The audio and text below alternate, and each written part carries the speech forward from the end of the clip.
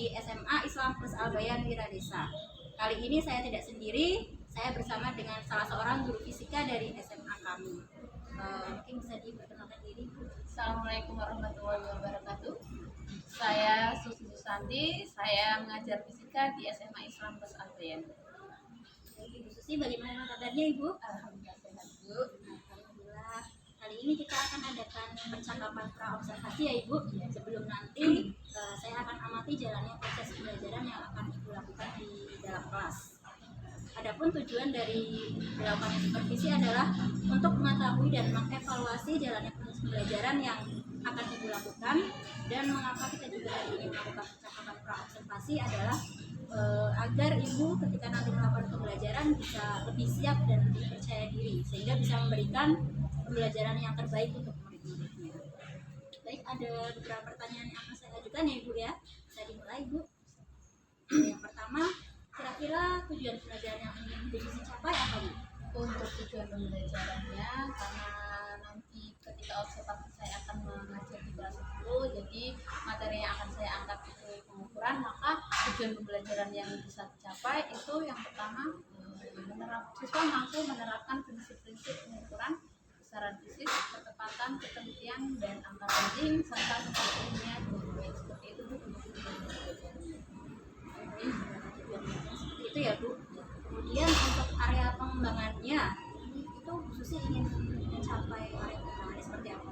Untuk area pengembangannya sendiri itu nanti yang bisa saya capai ada dua Ibu. Yang pertama area pengembangannya pengetahuan dan keterampilan. Ya, jadi area pengembangan yang ingin dicapai ada dua, yaitu keterampilan dan juga pengetahuan. Kemudian saya ingin Susi menceritakan tentang rancangan pembelajaran terkait dengan strategi pembelajaran, metode pembelajaran, dan juga model pembelajaran. Untuk rencana pembelajaran yang akan saya lakukan mengenai dengan strategi, model, dan metode, itu nanti strateginya yang saya gunakan itu diferensiasi yang terintegrasi dengan KSE. Jadi di mana pembelajaran ini menggunakan diferensiasi proses dan produk, serta nanti juga ada KSE-nya, kompetensi sosial emosional. Kemudian untuk modelnya sendiri saya menggunakan model discovery learning, dan untuk strateginya atau metodenya itu diskusi, presentasi, dan praktikum. Jadi nanti anak-anak akan melakukan praktikum secara online, mereka dibantu oleh sebuah aplikasi online. Jadi kalau bisa saya simpulkan, strategi pembelajaran yang akan Susi lakukan yaitu pembelajaran berdiferensiasi yang terintegrasi dengan KSE atau kompetensi sosial emosional ya Ibu. Kemudian model pembelajarannya adalah discovery learning, dan metode pembelajarannya ada tiga ya Bu, ada praktikum, diskusi, dan juga presentasi. Kemudian selanjutnya bagaimana dengan media pembelajaran yang akan dipergunakan? Untuk media sendiri nanti saya akan menggunakan media PowerPoint, terus buku pembelajaran, kemudian yang ketiga tadi mengenai aplikasi atau website yang akan membantu kami melakukan praktikum tentang pengukuran, di mana nanti anak-anak akan mencoba menggunakan alat ukur jangka sorong maupun mikrometer tersebut. Luar biasa sekali rancangan pembelajarannya Ibu. Kira-kira kapan Ibu akan melaksanakan pembelajaran di kelas tersebut? Untuk rencana saya kebetulan besok ada jadwal fisika di kelas 10, jadi nanti saya akan melakukan pembelajaran ini pada Rabu jam ke-1 dan ke-2. Baik Ibu, jadi besok saya akan datang di kelas Ibu di kelas 10 jam pertama sampai jam kedua ya Bu ya. Saya akan melakukan observasi pembelajaran. Di sana saya akan melihat dan juga mencatat hal-hal yang terjadi di dalam kelas. Dan nanti setelah Ibu melaksanakan pembelajaran, kita akan bertemu lagi di percakapan yang terakhir, yaitu percakapan pasca observasi dengan didampingi oleh pengajar praktik. Jadi sebelum kita akhiri, apa kira-kira yang bisa Ibu dapatkan dari percakapan kita hari ini? Dari percakapan kita hari ini, seperti awal melakukan pra-observasi itu kita bisa mengetahui dan mengevaluasi jalannya proses pembelajaran, di mana kita bisa mempersiapkan apa saja yang akan kita butuhkan di dalam pembelajaran yang akan saya lakukan.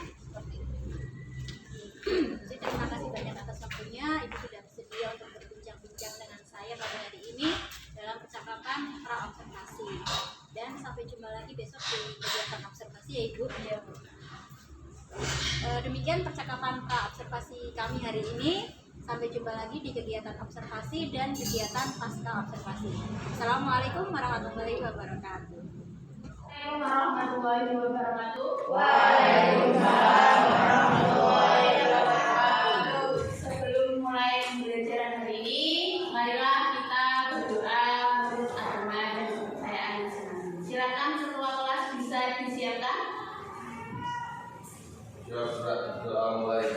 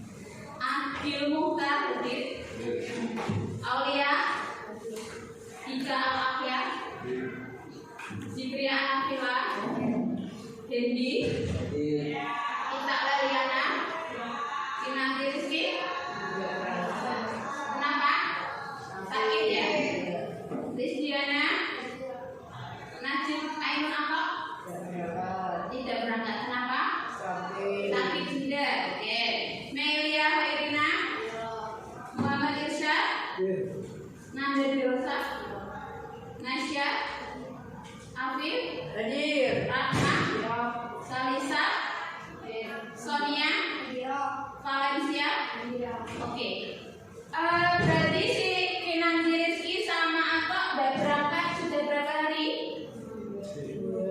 2 hari. Ya. Nanti kalau sudah 3 hari bisa kalian jenguk ya bareng-bareng ya.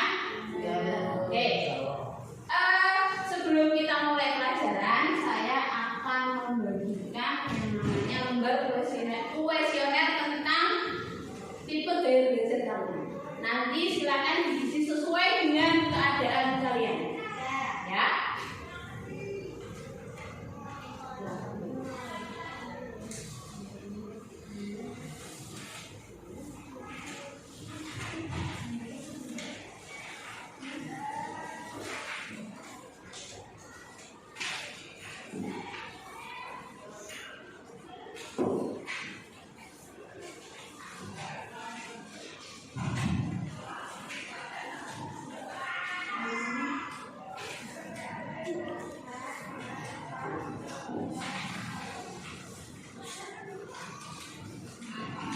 Silakan diisi.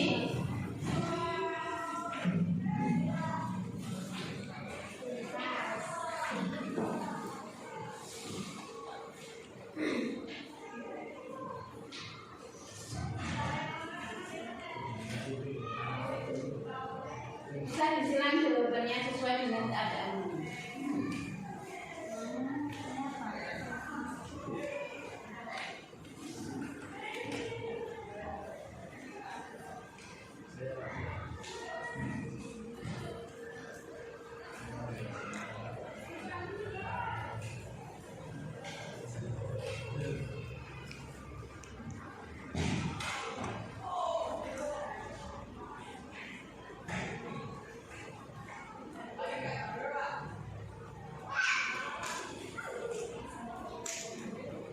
Oke, sebelum kita mempelajari suatu masalah hari ini, saya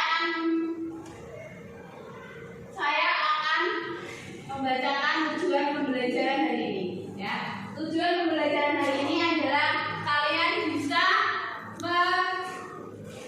membaca ya alat ukur, diantaranya ada alat ukur panjang waktu maupun alat ukur suhu seperti itu. Ya, nah di dalam kehidupan sehari-hari kalian tentu sudah pernah yang namanya mengukur sesuatu. Ya, contohnya misalnya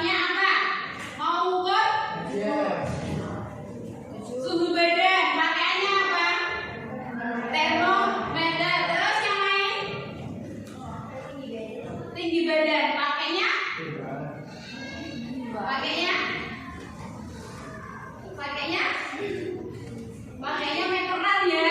Ya, terus dan lain sebagainya. Nah, hari ini kita akan mempelajari tentang pengukuran. Nah, sebelum kita mempelajari pengukuran, Gusti mau menampilkan sesuatu dulu.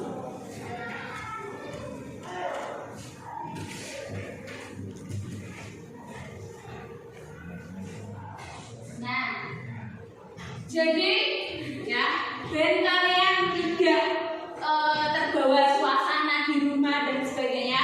Gusti pengen tahu saat ini perasaan kalian itu seperti apa? Ya, ya. Coba Zahra, kamu hari ini sedang merasakan apa? Senang. Kenapa senang? Apa mau ketemu Bu Susi? Atau mau ketemu temennya? Kenapa senang? Untuk satu sekolah ada nih. Ya. Yang lain coba ada yang mau mengutarakan perasaannya hari ini? Sedih. Kenapa Sonia? Soalnya? Soalnya belum sarapan. Oh sudah. Tapi kok masih lapar? Oh gitu. Oke, satu lagi ada yang mau menyampaikan? Silakan Irsan mungkin. Kenapa Mang? Perasaan kamu hari ini apa? Senang. Kenapa senang? Kemarin sudah bisa menolong kami 15. Oh iya, itu suatu kebanggaan buat Irsan. Jadi Irsan ini ya apa namanya merasakan senang akhirnya. Hari ini merasakan senang. Begitu ya. Jadi apapun masalah kamu di rumah, perasaan kamu di rumah, kita di sini belajar. Jadi netralkan suasana hati kalian, ya. Netralkan suasana hati kalian agar apa? Agar kalian bisa menerima pembelajaran hari ini dengan baik dan dengan semuanya dengan efektif ya. Semua pelajaran akhirnya masuk ke hati kalian, ke otak kalian, ke pikiran kalian, seperti itu. Begitu ya? Ya. Oke. Kemudian ya, tadi kita sudah tahu beberapa macam alat ukur ya. Kita lihat dulu, perhatikan slide di depan. Nah, ini. Kalian lihat dulu gambar-gambar itu. Yang ini gambar apa? Orang ngukur ketinggian, ngukur tinggi badan, ya pakai alat ukur tinggi ya. Pernah diukur kayak gini? Kemudian yang ini, ini berat badan itu pakainya timbangan ya. Oke, kemudian yang ini. Ukur jalan. Itu mengukur suatu panjang ya. Itu pakainya apa? Meteran. Kemudian yang terakhir yang di atas itu apa namanya? Sudah pernah lihat alat itu? Belum. Ini namanya alat mikrometer ya. Gunanya untuk mengukur suatu diameter. Iya benar ya. Iya. Nah, kemudian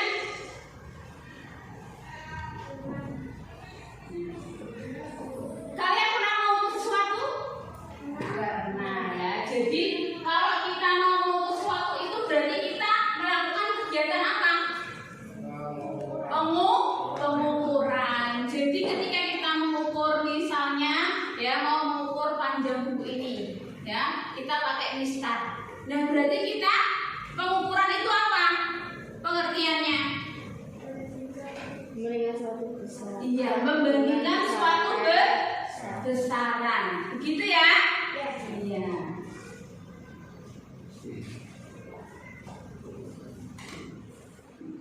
Nah, alat ukur ya.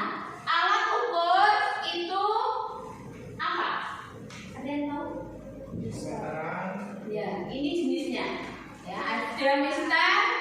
ada meteran. Iya. Ketika mistar itu menggaris. Ya, mistar itu bahasa fisikanya. Ya, bahasa fisika. Kemudian kalau kita mau mengukur pena ini ya, jadi dimulai dari angka 1 ya, terus kemudian ini hasilnya di sini. Ya. Jadi ini karena kita mulai dari angka 1, berarti hasilnya kan terakhir 10 ya.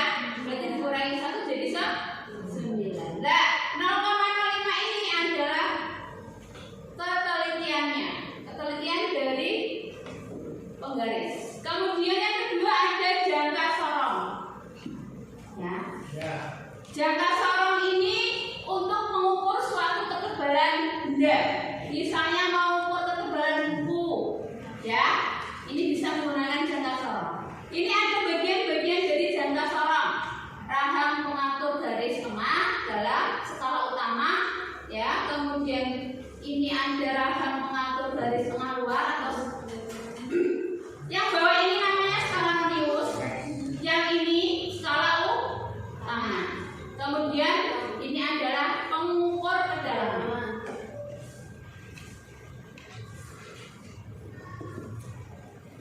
Ini ada yang namanya mikrometer screw.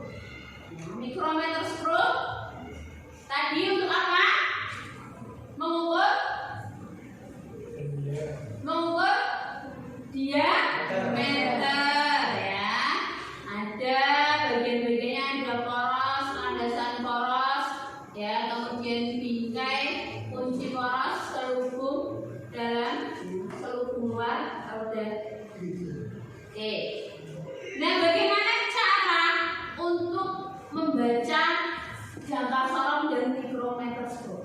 Saya akan memutarkan sebuah video, nanti bisa kalian perhatikan cara untuk mengukur jangka sorong dan mikrometer screw.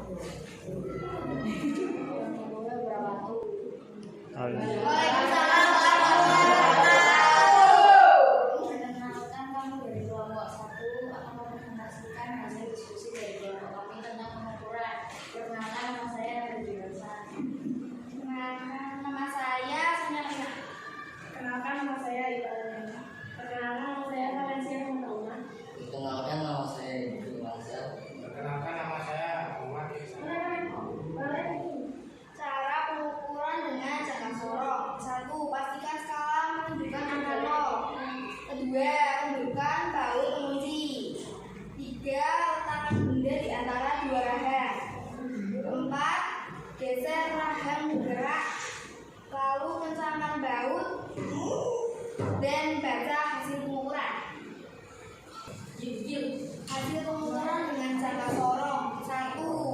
Silinder, skala utamanya 2,1 cm, skala minusnya 0,01 mm. Hasil pengukurannya 2,11 cm. Yang kedua, iron block, skala utamanya 3,6 cm, skala minusnya 0,03 mm. Hasil pengukuran 3,63 cm. Lalu sfere, skala utama 1,7 cm, skala minus 0,2 mm. Hasil pengukuran 1,72 cm. Terima kasih. Demikian dari kelompok kami. Terima kasih. Assalamualaikum warahmatullahi wabarakatuh. Waalaikumsalam. Ya, langsung tangan untuk kelompok 1. Demikian tadi presentasi dari kelompok 1. Sudah paham ya tentang jangka sorong dan micrometer screw? Ya. Oke, kita refleksikan pembelajaran hari ini. Ada yang mau merefleksikan? Ya, silakan.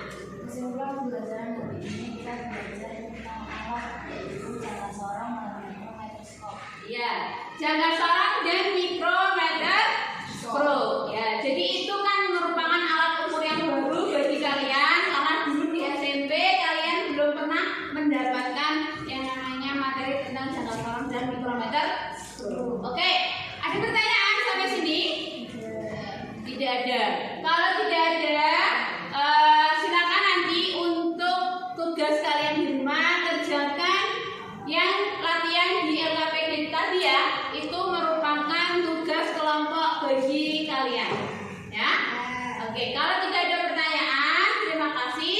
Saya akhiri. Wassalamualaikum warahmatullahi wabarakatuh. Waalaikumsalam warahmatullahi wabarakatuh. Assalamualaikum warahmatullahi wabarakatuh. Selamat pagi. Saya Nafisa. Hari ini kita akan belajar bersama-sama tentang coaching supervisi akademik. Ada beberapa hal atau tahapan masuk di dalam coaching supervisi akademik. Yang pertama adalah pra-observasi, yang kedua adalah observasi kelas, yang ketiga adalah pasca observasi atau coaching. Baiklah, luar biasa sekali hari ini kita dengarkan percakapan dari Ibu Syafir Masih dan Susi. Mudah-mudahan hari ini bisa memberikan inspirasi kepada guru yang luar biasa. Saya yakin saya jauh dari kesempatan minimal untuk belajar. Kalau kita bersama kita segera berjalan.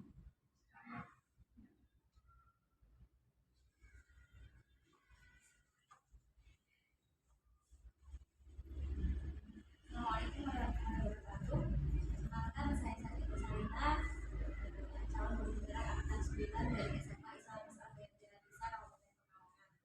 Hari ini saya ditemani oleh rekan saya Ibu Susanti sebagai guru yang telah diobservasi pada kegiatan supervisi akademik. Oke, langsung. Assalamualaikum Bu Susi. Gimana kabarnya? Alhamdulillah. Biasa pelajarannya telah tadi ya Bu ya. Jadi saya sudah observasi, semoga ini bisa menjadi inspirasi buat teman-teman guru yang lain. Saya tetap berbincang-bincang Bu. Jadi di percakapan pasca observasi ini saya akan mengajukan beberapa pertanyaan ya Bu, terkait dengan jalannya proses pembelajaran yang telah dilakukan, yang tujuannya untuk mengevaluasi jalannya proses pembelajaran yang telah dilakukan di kelas. Coaching ya Bu ya.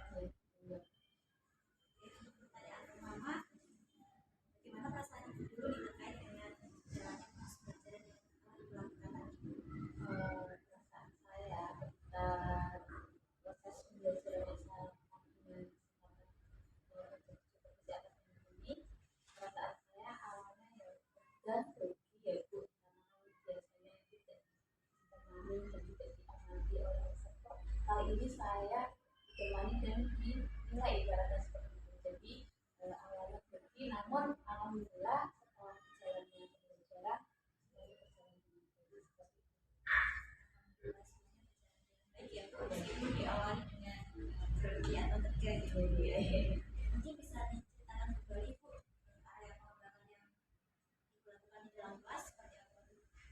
Area pengembangan yang saya lakukan di dalam kelas itu yang pertama itu area pengembangan pengetahuan dan keterampilan. Untuk pengetahuan sendiri, saya mengambil pada tes tertulis anak-anak jadi sekolah hukum pengerjaan soal dan itu merupakan area pengembangan.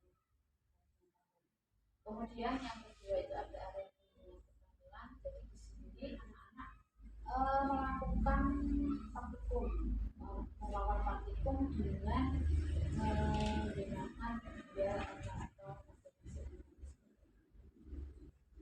Kalau bisa saya simpulkan, area pengembangan yang Susi lakukan itu ada dua, yaitu dari aspek keterampilan dan juga aspek pengetahuan. Nah, menurut Ibu, area pengembangan yang tadi Ibu sampaikan itu apakah sudah berhasil dilakukan di dalam kelas atau belum? Menurut saya sendiri itu dua area pengembangan tersebut saya bisa lakukan dengan baik, tetapi yang namanya manusia kan pasti ada kekurangan ya. Nah itu kan beberapa kendala yang saya hadapi. Jadi sudah dilakukan dengan baik, tapi Bu Susi masih menghadapi beberapa kendala atau tantangan. Mungkin bisa diceritakan Bu, tantangannya itu seperti apa? Ya, untuk kendala tantangan saya hadapi itu ini merupakan kendala atau tantangan yang secara umum yang dirasakan oleh setiap individu, yaitu di sini kita